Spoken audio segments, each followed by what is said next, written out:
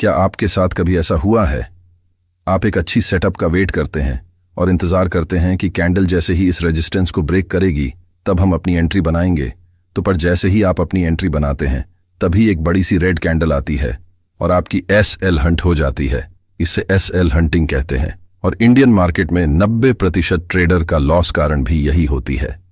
तो आइए आज के इस वीडियो में हम जानते हैं SL हंट कब होती है और इससे कैसे बचा जाए और इसका फायदा उठाकर हम प्रॉफिट कैसे बने। तो देखिए, जब भी मार्केट में बड़े ऑपरेटर आते हैं तो उन्हें ज्यादा लिक्विडिटी की जरूरत होती है जिससे वह बड़ी प्रॉफिट बना सके और मार्केट लिक्विडिटी पर चलती है।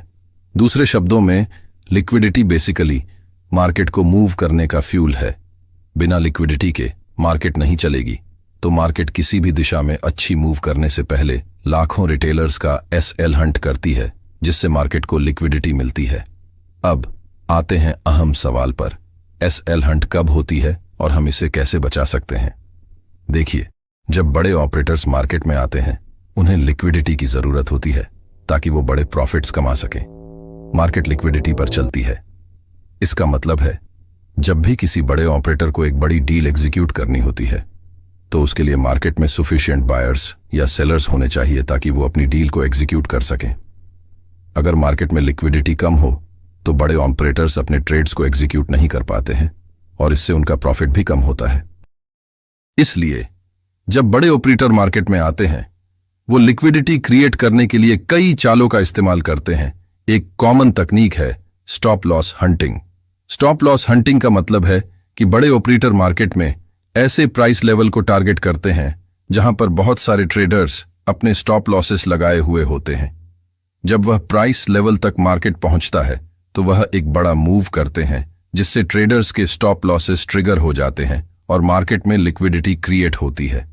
अब सवाल यह है कि हम इसे कैसे बचा सकते हैं। सबसे पहले हमें अपने ट्रेडिंग प्लान को सॉलिड बनाकर रखना चाहिए और इमोशंस पर कंट्रोल रखना चाहिए। स्टॉप लॉसेस लगाने से पहले हमें प्राइस एक्शन और मार्केट सेंटिमेंट को अच्छे से एनालाइज करना चाहिए। अगर हमें लगता है कि मार्केट में स्टॉप लॉस हंटिंग होने की संभावना है तो हम अपने स्टॉप लॉसेस को थोड़ा सा वाइडन कर सकते हैं या फिर उन्हें थोड़ा सा दूर सेट कर सकते हैं। दूसरी बात, हमें मार्केट में हमेशा अवेयर रहना चाहिए और सडन प्राइस मूवमेंट्स को समझने की कोशिश करनी चाहिए। अगर हमें लगता है कि मार्केट आर्टिफिशियली मैनिपुलेट हो रही है तो हमें अपने पोजीशंस को प्रोटेक्ट करने के लिए प्रोटेक्टिव स्टेप्स लेनी चाहिए। तो याद रखिए, स्टॉप लॉस हंटिंग मार्केट का हिस्सा है और इससे बचना हमारे हाथ में होता है। हम अपनी ट्रेडिंग स्किल्स को इंप्रूव करके और मार्केट को अच्छे से समझकर इससे फायदा उठा सकते हैं और अंततः प्रॉफिट अर्न कर सकते हैं। और अब स्टॉप लॉस हंटिंग से प्रॉफिट कैसे बनाया जा सकता है उस पर चर्चा करते हैं।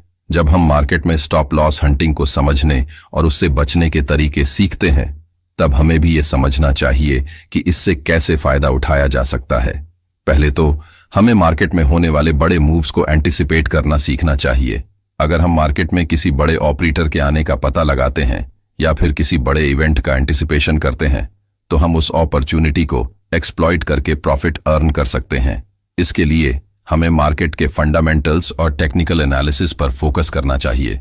दूसरी बात, हमें मार्केट वॉलेटिलिटी को अपने फायदे के लिए इस्तेमाल करना चाहिए। जब मार्केट में वॉलेटिलिटी बढ़ जाती है तब हमें ट्रेडिंग अपॉर्चुनिटीज मिल सकती है।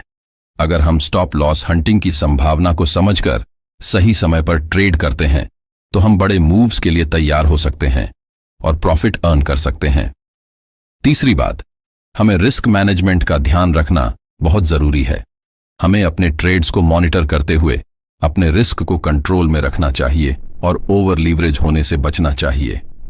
अगर हम अपने ट्रेड्स को मैनेज करने में माहिर हैं और अपने रिस्क को कंट्रोल में रखते हैं तो हम मार्केट की वॉलेटिलिटी और स्टॉप लॉस हंटिंग से भी बच सकते हैं। आखिर में एक और महत्वपूर्ण बात है जो हमें ध्यान में रखनी चाहिए। कभी कभी स्टॉप लॉस हंटिंग या मार्केट वॉलेटिलिटी के दौरान हमें अपने पोजीशंस को होल्ड करना पड़ सकता है। इस समय सब्र का इस्तेमाल करना और अपने ट्रेडिंग नियमों का पालन करना बहुत जरूरी है। कभी भी पैनिक में ट्रेडिंग न करें और अपने फैसलों को ध्यानपूर्वक विश्लेषित करें। अंत में यह याद रखें कि हर ट्रेडर को कभी न कभी स्टॉप लॉस हंटिंग या मार्केट मैनिपुलेशन का सामना करना पड़ता है लेकिन जो ट्रेडर्स मार्केट को समझकर सही रिस्क मैनेजमेंट के साथ ट्रेड करते हैं और अपनी कौशल्य को नियमित रूप से सुधारते हैं, वे सफल ट्रेडर्स बन जाते हैं। तो स्टॉप लॉस हंटिंग को समझना और उससे बचने के लिए हमें मार्केट को अच्छे से समझना और अपने ट्रेडिंग स्किल्स को सुधारते रहना चाहिए। इससे हम मार्केट में कामयाबी पा सकते हैं और अपनी ट्रेडिंग यात्रा को सफल बना सकते हैं। कमेंट में जरूर बताएं ये वीडियो आपको कैसी लगी और चैनल को जरूर सब्सक्राइब कीजिए।